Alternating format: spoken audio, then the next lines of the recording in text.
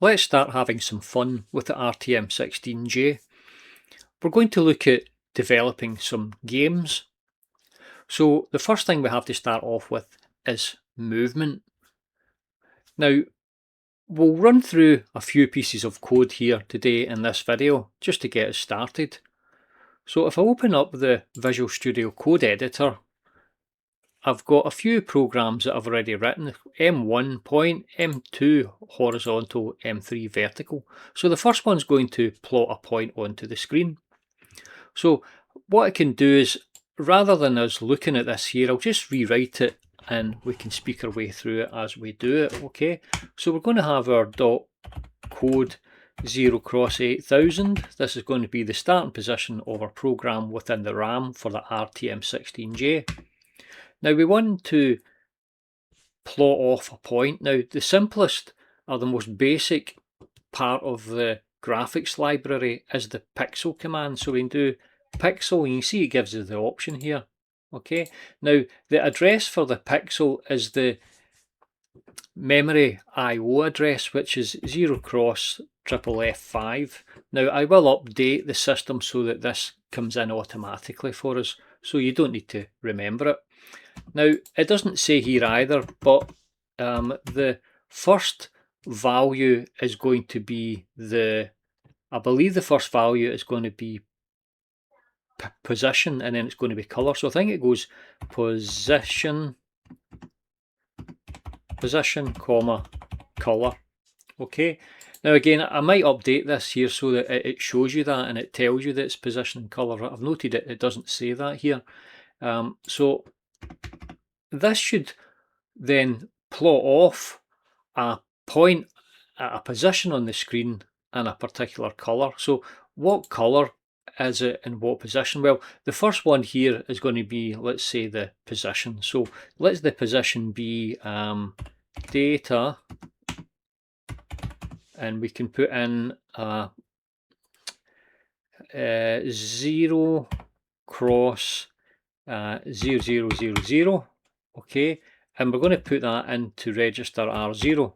Okay, so that's going to be tab, that will be position. So that's the original position, and it's going to be the top left of the screen. Okay, so 0000 is the top left of the screen. Now the next one is going to be a color, so we can go data and we can put in a color. Now the color of course it's black initially, so in order for it to show up we can make it the color white. So the color white is 0 cross FFFF, and we can put that into register R1. Okay, and that's going to be the color white. Okay, so if this works out okay, we can put in end, okay, and that's got to be R1. Okay, so if this works out okay, we can run this and it should put a little color, a little white dot in the top left hand section of the screen. Okay, so if we go terminal, run terminal, and we can assemble that.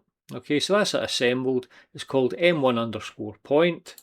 So if I drop in here and I'll load this on, edit, open, and we're looking for M1. So M1 underscore point, that one there. Close the window, design, user panel, simulate, tick enabled, and then we can run it. We can just tick go.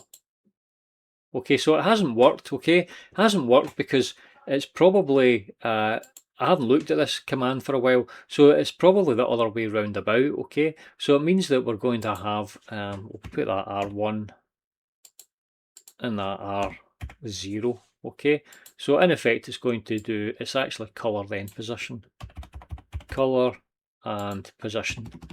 Of course we could actually just look up the instruction set and we could find out from the instruction set documentation this actual command.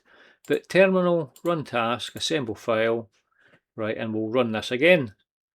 Okay, so this is what happens when you haven't ran commands for quite a while.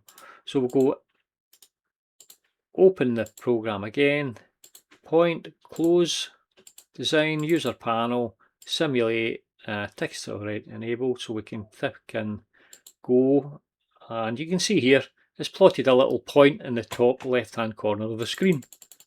Okay,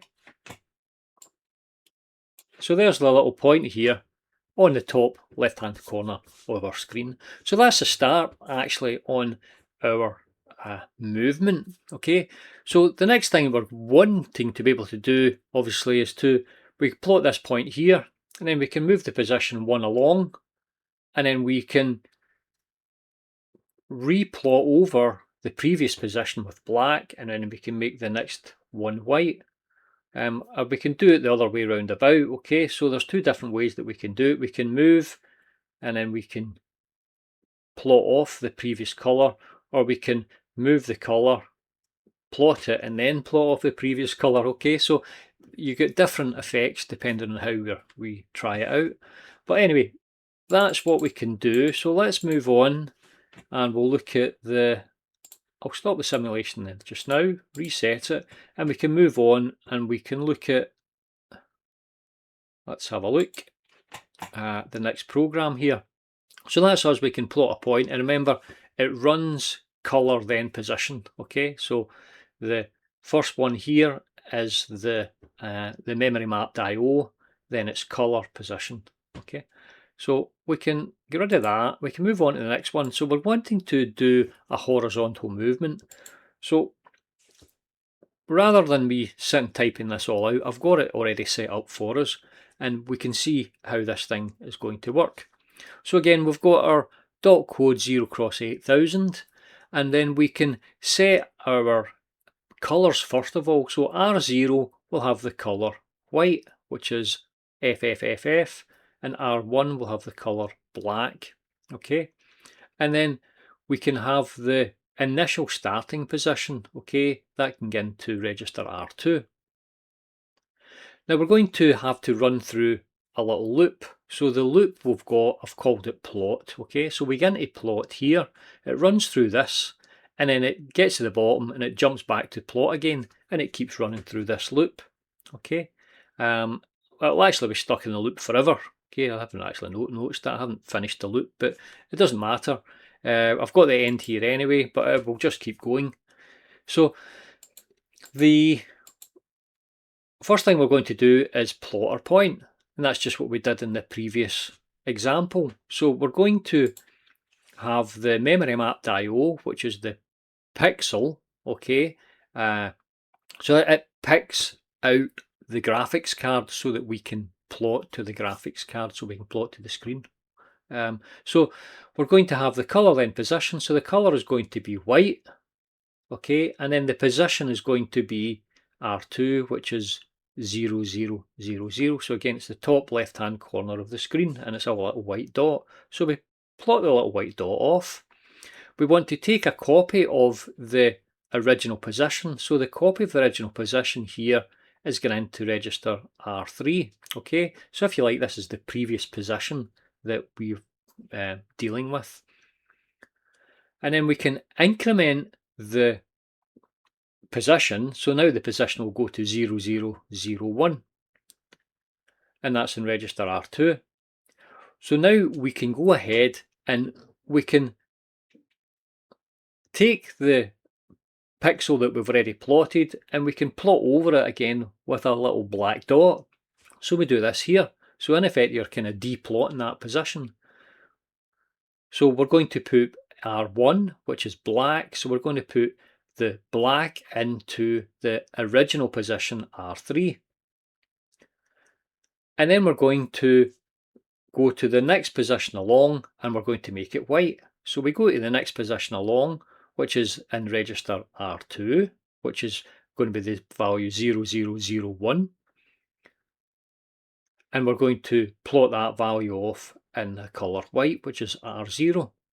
And then we jump back up to the plot command and we work through the same process over and over again. So we just turn one on, in effect it blinks on and then it blinks off, and we go to the next one, blinks on and it blinks off, blinks on, off, on, off, on, off, and it'll make it look like there's a little white dot running horizontally along the screen. Okay, so if we do this, it means that the dot will go all the way along the screen and it'll come down to the next line, all the way along the screen and down to the next line. So in effect, it'll do like a horizontal rasterization all along the screen. So I'll go terminal, run task, assemble the file. So that's the file assembled. It's called m2_h for horizontal. We can get in and we can load in the program, open it up, and it's M2. So M stands for movement. Okay, so we're going to have M2. So it's the second program we're working on, and it's a horizontal movement. Okay, we'll close that. Design, user panel, simulate, tick enabled, and we'll let this go. And we should get a little dot running along the screen. So let's go and we'll see this working. So there we go, a little dot running along the screen. Now, it's not the most exciting thing. Now I'm just wondering if it drops down each time. That's fine. It's in effect doing this whole rasterization. It's going along and dropping down. Okay, so now another thing to notice here is that it runs relatively quickly, but I have ran it without me recording. So I'm running this and I'm recording at the same time. So when I record it, the computer slows down a little bit. Okay, so you don't see it at the actual full speed. It is another maybe twice as fast as what you see here at the moment. But you can see it gives you the indication of movement on the screen. So this is the first time we've had some sort of movement on our computer screen. Now it's not that exciting, but it is a start. But what we can do is we could reset this, and now we don't just want to move it horizontally, we want to be able to move it vertically. So the simplest form for us to move it vertically, I have this other program here, M3_V. Okay, so the M3_V. Now all we're going to do in order to make it run vertically is that we're going to have our point, okay? But the next point along isn't adding a value of 1, so we're not incrementing it by 1 to go to the next position. We're going to increment it so that we go to the next vertical position. So we're going to run along 256 values. Okay, so we start at 1 and then we're going to run along 256. So in effect, so we'll go to 257, which is all the way along the screen and then back to the next position below. Okay, because we're going to have 256 pixels by 256 pixels. So we've gone along 257, we've gone down below, and we're at that next position there. So instead of turning the dots off and on all the way along the screen, it's going to turn them off as it works down the screen. Okay, but in this time now, it's not going to go down the way and rasterize all the way along the screen. Okay, it's just going to go down and just stick in one vertical line. Okay, so you can see here, as I say, basically the same code here. I've called it plot_v, okay, for the little subroutine. But now, instead of the line here, which is increment R2, basically add 1 onto R2, we're not adding 1 on, we're adding 256, okay? And that is basically all we have here. So let's have a look and see. I've got increment R3 there as well. Right, okay. Yeah, so let's have a look and see. Terminal, run task, assemble file. So this is M3. Right. Open. So M3_V, open, close, design, user panel, simulate. Oh, it's already running, so I can put go. Go. And there you see it's running down the screen. Okay, so we've got a vertical movement, but it's not actually a rasterization. Okay, So in order for it to, in effect, go vertically all the way along the screen, I would have to change the code so that it ran down. Okay, and when it got to the bottom, it would have to do a test for the bottom, and then I would have to add 1 on to the value, and then it would run through for that point 1, and I would have to add on 256 plus the 1 again. So I'd have to add on that, a change in that horizontal position as well, okay, so that it worked its way down as a rasterization. So we could do that, and we could do that on the next video. So I think what I'll do is I'll leave the video at this for the moment. Okay, so that's the start of our, I mean, it might look a bit strange, but as if it's not doing very much, but that is the very start of the process of us generating games on this machine.